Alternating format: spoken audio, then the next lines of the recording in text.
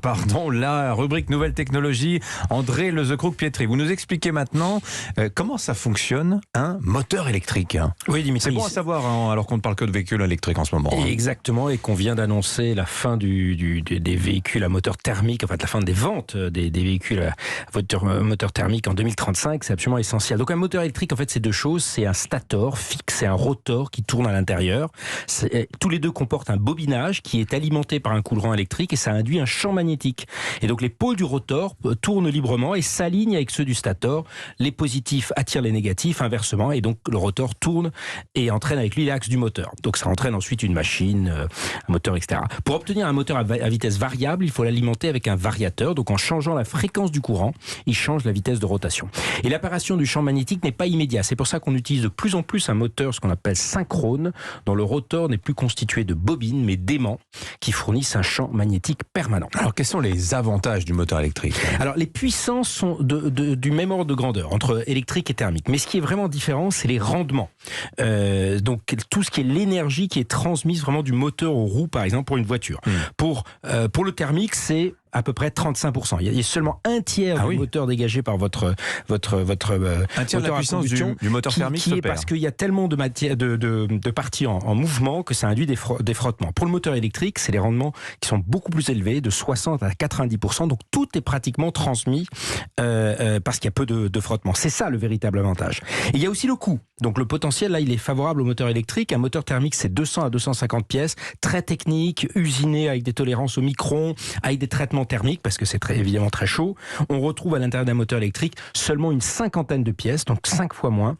Et donc pour le thermique, c'est 90% de la mécanique, 10% de l'électronique. Dans l'électrique, c'est l'inverse. L'électronique représente plus de la moitié, 60%.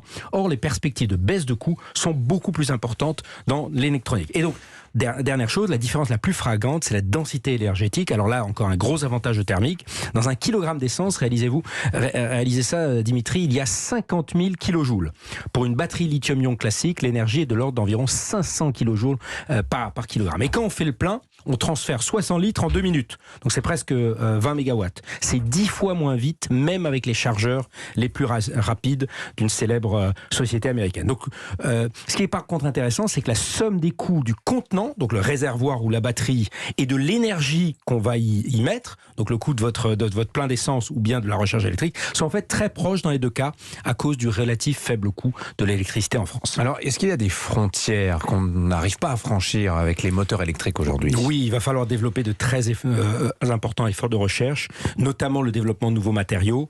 Le recyclage, d'ailleurs, semble être une piste majeure et beaucoup trop peu exploitée. On va d'ailleurs lancer, nous, de notre côté, un défi dans ce domaine. Seulement 4% des batteries lithium-ion sont recyclées aujourd'hui, alors que juste pour le cobalt, si on passe à 30% de véhicules électriques, on n'en aura plus assez dès 2030. Donc on parle de dans 8 ans. On aura épuisé le stock mondial de cobalt. On aura épuisé la production actuelle. Alors on va probablement, c'est comme avec le pétrole dont on nous annonçait la fin tout le temps, on va trouver de nouvelles réserves, mais aujourd'hui c'est l'état des lieux. Et enfin, on peut aussi diminuer l'équation économique en faisant des batteries de tous les véhicules en stationnement un centre de stockage. Et ils sont en stationnement à peu près 90% du temps, dans lequel le réseau pourra puiser pour compenser un éventuel pic de consommation et donc éviter à construire de nouvelles centrales. Vous avez entendu, les Allemands aujourd'hui imaginent même réouvrir leur centrale au charbon. Donc ça s'appelle radicalement changer le côté très piloté, très centralisé de notre système électrique. On l'a compris, la centralisation, c'est fini. Donc on pourrait continuer des heures, Dimitri, sur ce sujet passionnant, très technique, qui mêle technologie, géopolitique et surtout la manière dont on vit